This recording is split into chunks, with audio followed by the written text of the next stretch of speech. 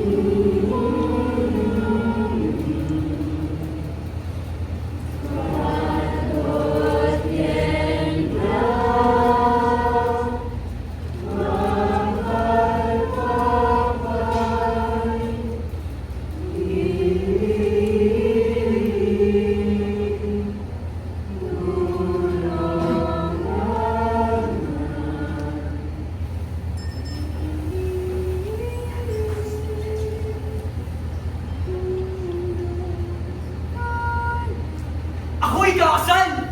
Kasal? Kailan? Kaninang saan? Sa aming tahanan, masayang katulad ng barangong pista. May pista? Oo! Magalat makulay! Kanina ba'y walapat lang ang tugtugan? Ako sa regalo, buwas ang inuman! Ang aking magiging kabiyak ng buhay, isang kaluraning budyang baraguman. Ha? Siya ang aking mapapangasawa. Maria. Mura? Marangya. Dukha? Balita. Pangkaraniwan? Mayaman. Hampas lupa! Ika'y kakasal sa isang dayuhan! Sadyang pulot gata sa bibig ng isang mundong kaibigan!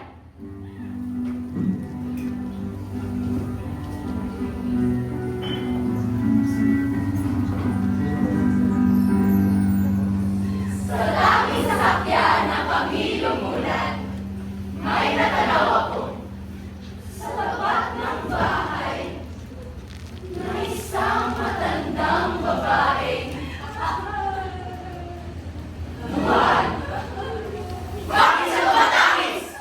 Ano ang dahilan ng pagiging aktis? Subalit, sa gitna ng kaligayahan, sa harap ng aking gintong kapalaran, siya ay hindi ko pinatiman lamang at hindi ko siya pinatiman ngayon.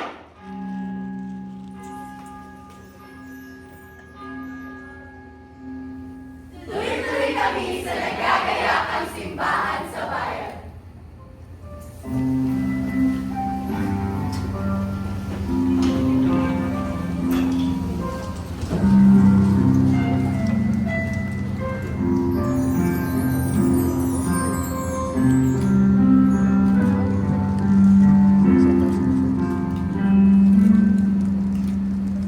Ayan na! Eto na!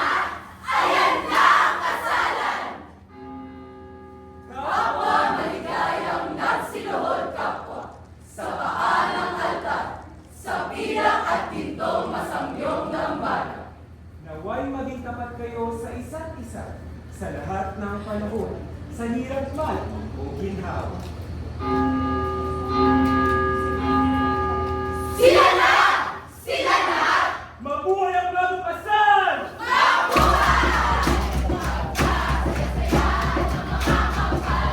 Ay nagtitimpalang sa pagkabalik ng aming kasalang lupa. Mahalika! Dalakwa ang larangan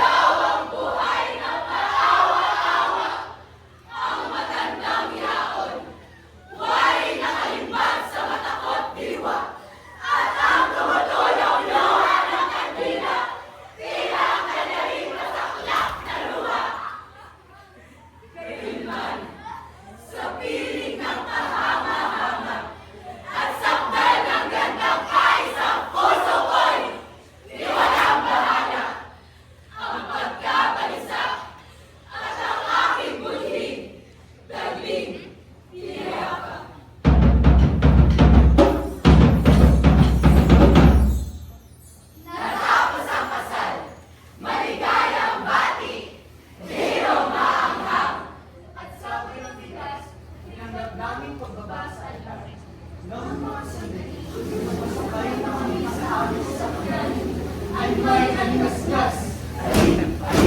Alingas-ngas! Ang aking nagagawa.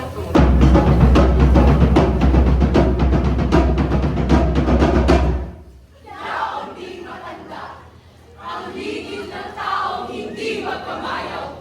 Ako'y itinulak sa liwanag lakas na di mapigilan. At siya'y matakbo sa aking nilapitan.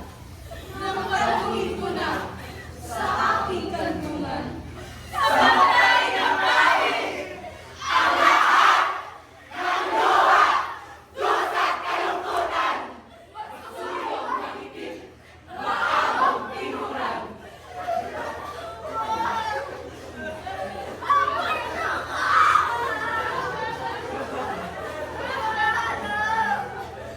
Ako ang ginawa! Ginawang tuwing kamalanan! At ang kulang palad ay nabalunay at ang aking hagdan.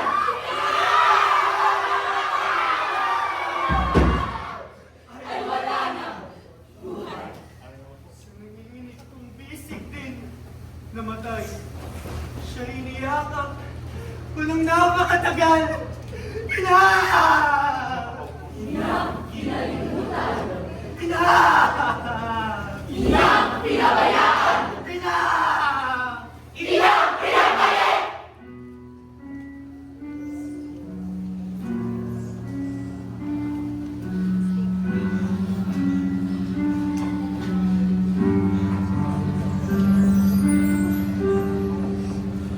Ayaw nang balikan ng tibok